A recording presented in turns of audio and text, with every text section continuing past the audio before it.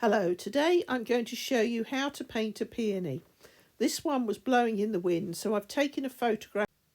The first thing to do is to paint the edge, and then you've got the shape. Cotton is very useful for dividing any flowers. Then work on 1/4 at a time. If necessary, cover up the other areas of your reference. I'm using rose madder for this peony, but you could easily tint Alizarin Crimson with a little bit of blue. Then work your way round looking for any obvious changes and put the obvious things in first and then come back to the more complicated ones. Just go round very carefully because it is lighter on the edge than it is further round. And then back to this top petal, which I can put a little bit of more detail on. Just a few lines. It's going to be quite fun with this bit here because some of them are still crumpled from unfurling, so I'm sort of painting in creases. But the lines show nicely there. Now this flower has got an occasional very dark line. So I'm going to put the dark line in first with some crimson, just so that it's marked out differently, and I'm going to map it off from the join in the petals. It's always good to have something to measure off by. Doing it very thin at the moment because it's got a few different colours in, and it's very, very pale at the top where it's unfurling. So I'm just going to use water and the remaining pigment on the brush and just go round gently and feather the mark out that I put that was quite dark. And now I've got another petal. Now this one here folds in half almost, so I'll get some dark again, and it's concave, so I'll do the concave bit first. And then it's got a crease, so I'll wet the brush so it's not so strong paint, and the crease comes to the joint of the petal above it. So I'll put that in, and then with the brush just work the paint down to where it disappears. If things have got a crease, it's sometimes the easy way is to do it in 2 halves. Then I can see the back of the petal here, so that needs a little bit of careful handling. I'll put the back of the petal in first, and it goes round. Wet the brush off and have a go at the top. Just do it very gently until you're exactly sure of the space. Then moving up to here, there's a very, very dark line around the back and a dark line around here, so I'll just use a wet brush and feather those out a little bit more. So I've got a smear of paint, and I'll take the paint for a walk with the brush. I'm not adding any more paint.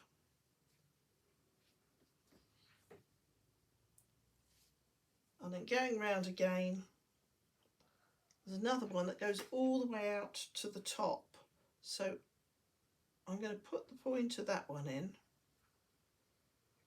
and it goes round and down to more of a straight area. So I don't want the top as bright as the bottom, so I use the paint I've already put there and again move it with water. And to show that it's more in shade, in the shade of other petals, put some darker paint there.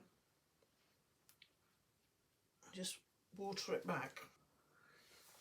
Some of the petals have got a dark edge, so I've got a little line, still quite strong, with a number 2 brush. Tap it off with some water and then just pull the paint down so it's just leaving the edge. More water.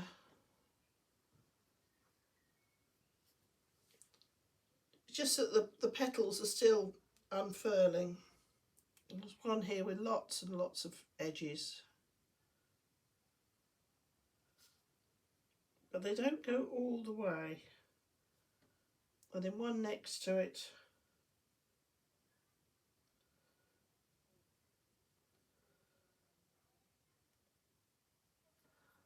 So just the water, and then go back, just pull the paint down a little bit.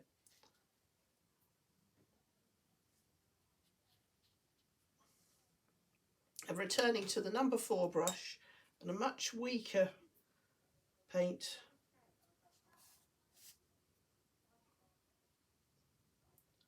These petals overlap each other.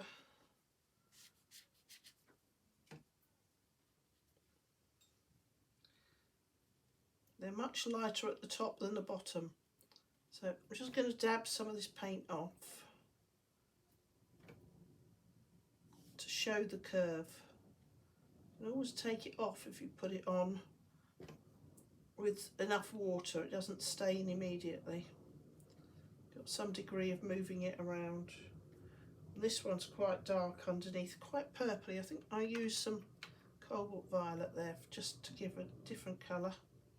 Not quite purpley enough. I'll add a little bit of Cerulean Blue. So I'm moving up to a very, very dark corner. Changing to the number 2 brush to get the points actually, because it's almost a fold in the flower. And another one here.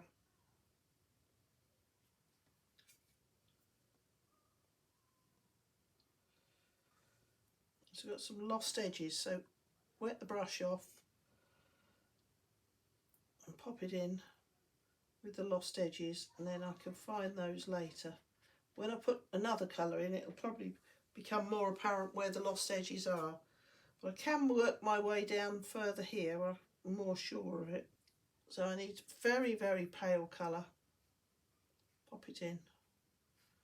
I said if they're very curved, it's easier and folded. It's easier to do them in 2 halves. Take the paint back over the existing paint to get a better line. I'm now moving on to the second segment. I'm putting the cotton down. So I've got some cream petals that are just opening in the middle. And then the outer guard petal on the outside.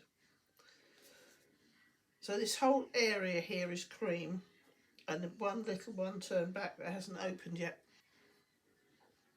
So I've now found the space, and I need to change to a number 2 brush, I think, just to get the line, and try and emphasise the creases.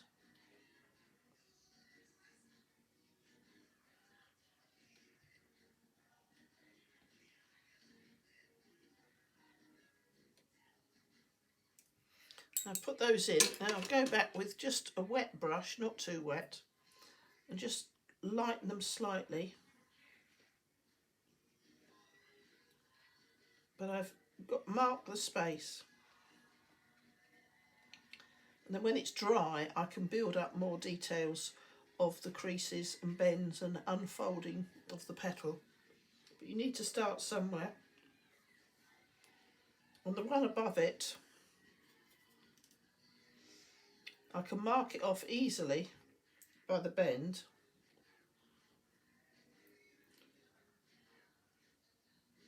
And then it goes in front of this one. And then it's got 2 little teeth. But the interesting bit is it's got a very dark edge. Some of them have, some of them haven't. The middle is terribly complicated. So I'll start as I usually do with the outside and work in, changing to water just to pull it back a little bit, because there is another petal in the middle. So I put that in separately. Ooh, where does it go? At the bottom here. And it touches that one. There's just another little petal. And then there's one going sideways, which is great fun.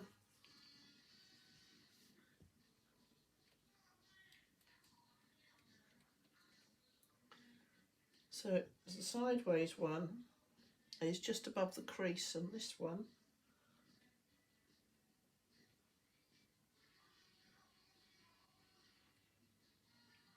and then in the middle it's very, very dark.